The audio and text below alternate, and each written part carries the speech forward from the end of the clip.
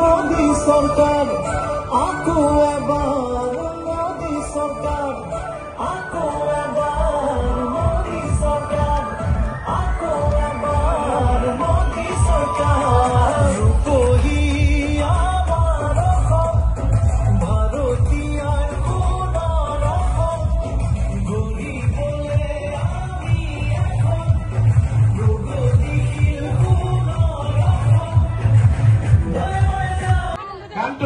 Ganto.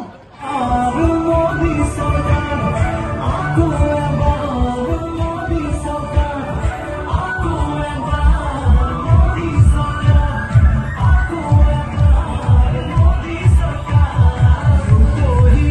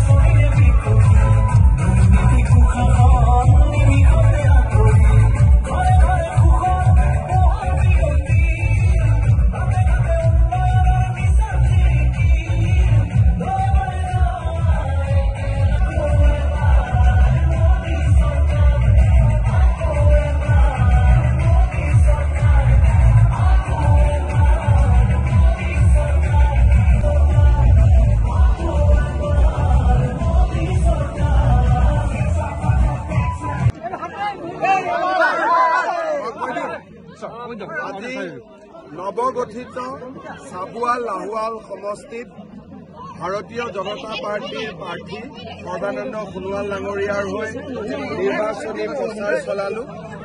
তেখেতৰ জন্মভূমি চাবুৱা আৰু ইয়াত ৰাইজৰ অপাৰ উৎসাহ উদ্দীপনা দেখি মই এক গভীৰ বিশ্বাসেৰে উভতি গৈছো যে এই সমষ্টিৰ পৰা সৰ্বানন্দ সোণোৱাল ডাঙৰীয়াই 70ৰ পৰা 75,000 লিড লাভ কৰিব পাৰিব। এই বিশ্বাস মই লৈ উভতি যাম। ৰাইজৰ উৎসাহ উদ্দীপনা মৰম চেনেহে প্ৰতীয়মান কৰিছে যে ই কোনো এক অলৌকিক সপোন নহয়, ই এক বাস্তৱ সত্য। স্যাৰ, যোৱাকালি শিৱসাগৰত অখিল গগৈ আৰু গৌৰৱ গগৈক একেলগে নামাজ পঢ়া দেখা গৈছে, তাত অংশগ্ৰহণ কৰা, কি ক'ব? সেয়া নিৰ্বাচনী অংগ নে আন্তৰিকতা ধৰ্মীয়?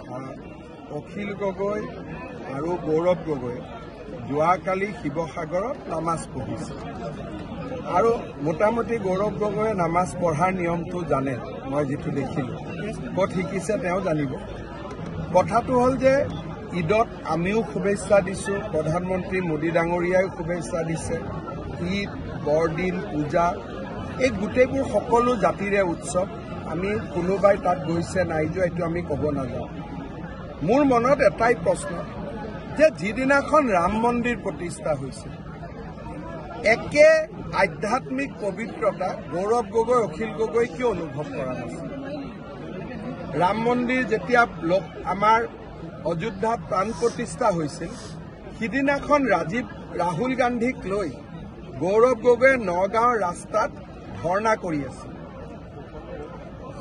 ঈদৰ প্ৰতি যিটো সন্মান সেইটো ৰাম মন্দিৰৰ প্ৰতিও একেটা সন্মান হ'ব লাগে ৰাম মন্দিৰত আজিলৈকে তুমি যোৱা নাই শংকৰদেৱ সংঘ একশৰণ ভাগৱতী সমাজ মায়েমৰা সমাজ আমাৰ অসমত আৰু বহুত ধৰ্ম উৎসৱ আছে ইমান পবিত্ৰতাৰে আমি বাকী উৎসৱবিলাকত যাওঁনে নাই কামাখ্যাত যাওঁনে নাই বা একে উৎসাহ উদ্দীপনালৈ হনুমান মন্দিৰত যাওঁনে নাই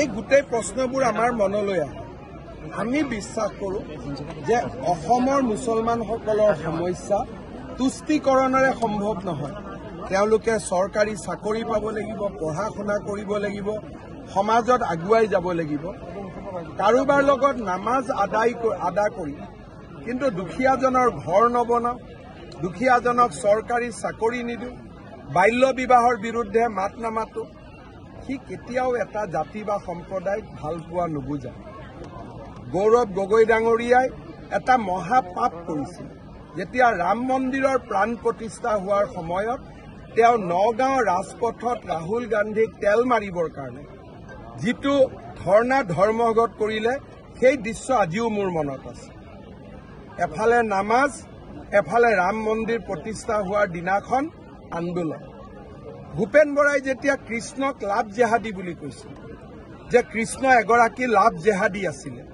সেই সময়ত গৌৰৱ গগৈ ক'ত গৈছিল সেই সময়ততো তেওঁ আমালৈকে মনত পৰা নাছিল অসমৰ সমগ্ৰ সমাজখনে কৃষ্ণক বিশ্বাস কৰে কৃষ্ণক লাভ জেহাদী বুলি কোৱাৰ সময়ত গৌৰৱ গগৈ ক'ত আছিল অখিল গগৈ ক'ত আছিল গতিকে এই ব্যক্তিসকলে তুষ্টিকৰণৰ ৰাজনীতি কৰিব খোজে কাকো ভাল নাপায় না হিন্দুক ভাল পায় না মুছলমানক ভাল পায় না খ্ৰীষ্টিয়ানক ভাল পায় তুষ্টিকৰণৰ ৰাজনীতি হৈছে তেওঁলোকৰ সৰ্বস্ব আৰু গৌৰৱ গগৈটো তুষ্টিকৰণৰ তেওঁ তুংগত এজন হিন্দু মানুহ ৰাম মন্দিৰ প্ৰতিষ্ঠা হৈছে ঘৰত মন্দিৰত বৰ সিদিনাখন একো নকলেও প্ৰাণ প্ৰতিষ্ঠাৰ মহোৎসৱ চাওক সকলো মানুহে চাইছে গৈ পেলাই কি কৰিছে নগাঁৱত ৰাহুল গান্ধীক তেল মাৰিবৰ বাবে আন্দোলন কৰি আছে কালি নামাজ পঢ়িছে হিন্দু সমাজৰ মনত প্ৰশ্ন হৈছে যে আমি তেওঁৰ আপোন নহয় নেকি ৰাম ভক্ত কৃষ্ণ ভক্তসকলৰ মনত প্ৰশ্ন হৈছে যে কৃষ্ণক লাভ জেহাদী বুলি কওঁতে তেওঁ কিয় মাত মতা নাছিল গতিকে এইবিলাক মানুহে না হিন্দুক ভাল পায় না মুছলমানক ভাল পায় এওঁলোকৰ কাৰণেই আজি আমাৰ সমাজখন পিছুৱাই আছে এই ৰাজনীতিৰ তুষ্টিকৰণ না তেওঁলোকে হিন্দুক ভাল পায় না তেওঁলোকে মুছলিমক ভাল পায় তুমি নামাজ পঢ়িছা কিন্তু কেইজন দুখীয়া মানুহে আৱাস যোজনাৰ ঘৰ পালে কেইজন মুছলমানৰ দুখীয়া ছোৱালীক তুমি বাল্য বিবাহৰ পৰা ৰক্ষা কৰিলা কেইজনী তালাক হোৱা মহিলাৰ কাষত তুমি গৈ থিয় হলা সেইটোতো নাই নামাজৰ দিনা আহিলো নামাজ পঢ়ি দিলো মুছলমানে মোক ভোট দিলে আৰে বাবা হিন্দুৰো ভোট আছে ৰাম মন্দিৰৰ দিনাখন তুমি যে আন্দোলন কৰিলা তাকো ৰাহুল গান্ধীৰ লগত তেওঁতো কি ধৰ্মৰ মানুহ কোনেও নাজানে তেওঁৰ লগত বহি যে তুমি আন্দোলন কৰিলা নগাঁৱৰ ৰাস্তাত সেইটো কি হ'ব কৃষ্ণক লাভ জেহাদী বুলি কিয় ক'লা হিন্দু মুছলমান খ্ৰীষ্টিয়ান সকলোকে সমান চকুৰে চোৱা হিন্দু সমাজক উপলুঙা নকৰিবা গ্যাৰেণ্টি আৰু ন্যায় তেওঁলোকৰ পকেটত সোমাই থাকক না অসমততো চৰকাৰ মোৰ আছে না পাঞ্জাৱৰ মুখ্যমন্ত্ৰী 1:30 বজাত পাবহি তিনিচুকীয়া ফুৰি চাওক চাহ বাগিচা চালে ভাল পাব কাৰণ পাঞ্জাৱত ধান দেখা পায় ইয়াতে চাহপাত দেখা পাব মনটো ভাল লাগিব গতিকে আপোনালোকেও তেওঁক আদৰণি জনাব আমিও আদৰণি জনাম। ছাৰ, নিৰ্বাচনৰ মাত্ৰ এসপ্তাহ আগত পৰেশ অসমৰ জ্যেষ্ঠ ভাতৃৰ যোগদানটো মিত্ৰজোঁটৰ অন্যতম ৰাজনৈতিক কৌশল নেকি? পৰেশ বৰুৱাৰ জ্যেষ্ঠ ভাতৃৰ AGPত যোগদান মইতো ৰাজনৈতিক দৃষ্টিৰে নাচাওঁ। তেওঁ এজন নিজৰ ব্যক্তি আৰু তেওঁ নিজে যোগদান কৰিব পাৰে। কিন্তু পৰেশ বৰুৱাৰ প্ৰতি আমাৰ সদায় আগ্ৰহ আছে যে আলোচনালৈকে আহক, আমি একেলগে কথা বতৰা পাতিম। অসমৰ এই সুন্দৰ পৰিৱেশটো আমি ধৰি ৰাখিব লাগে আৰু মই ভাবোঁ যে আমাৰ কথা বতৰা পৰেশ বৰুৱাৰ লগতহে। তেওঁ জ্যেষ্ঠ ভাতৃ বা কনিষ্ঠ ভাতৃয়ে কি কৰিছে তো তেওঁলোকৰ ব্যক্তিগত কথা, তাত আমি চকু দিয়া বা কমেণ্ট দিয়াটো উচিত। কোনে নাই কোৱা, সদায় বিজেপিৰ লগত সম্পৰ্কত থাকে তেওঁলোকে। মোদী দিয়েতো তেওঁলোকৰ সমস্যা সমাধান কৰিব লাগিব। মইতো সদায় কথা বতৰা পাতি থাকোঁ, তেনেকুৱা বাতৰি আমি ক'বই নাপায়। কিয় বিজেপিক বৰ্জন কৰিম? স্যাৰ, চাবুয়াত যিখন ক্ৰীড়া বিশ্ববিদ্যালয় প্ৰতিষ্ঠা হয় ইতিমধ্যে আধাৰিত হৈছে, এইখন আমি পূৰ্ণাংগ ৰূপত মানে মাটি বাৰীৰ এটা ডাঙৰ সমস্যা আছিল।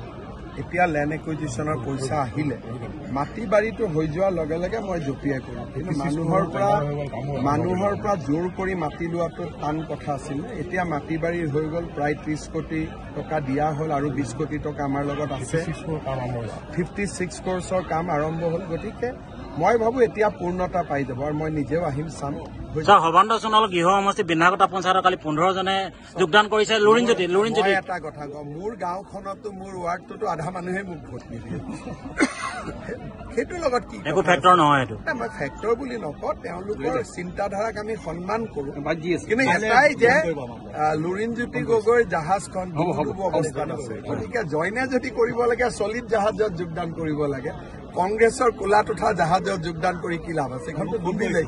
কংগ্ৰেছে দুটা চেটেলাইট চেনেল বন্ধ কৰিবলৈ গৈছে, এই ক্ষেত্ৰত আপুনি কি ক'ব? চব কংগ্ৰেছে চেনেল কেনেকে বন্ধ কৰিব? চেনেলটো টিভিত আহে। চেনেল বন্ধ কৰিলে কেবল ডিষ্ট্ৰিবিউটৰহে বন্ধ কৰিব। বয়কট কৰিলে কি লাভ হ'ব? ইমানবিলাক থাকেই, তাৰ পৰাতো নিউজটো পায়েই যাব। এতিয়া ধৰক ময়ে ক'লো যে মই ধৰি ললো এইটো চেনেলক মই ভাল নাপাওঁ, আপোনালোকে লগৰজনক বস্তুটো দি নিদিব নেকি? গতিকে বয়কটৰ মিনিংটো কি? এইবিলাক এনেই কংগ্ৰেছৰ নাটক। দধিয়া প্লাবিতৰ পৰা প্লাবিতত নাযাব, সেইটোৱে মেইন কথা। হ'ব।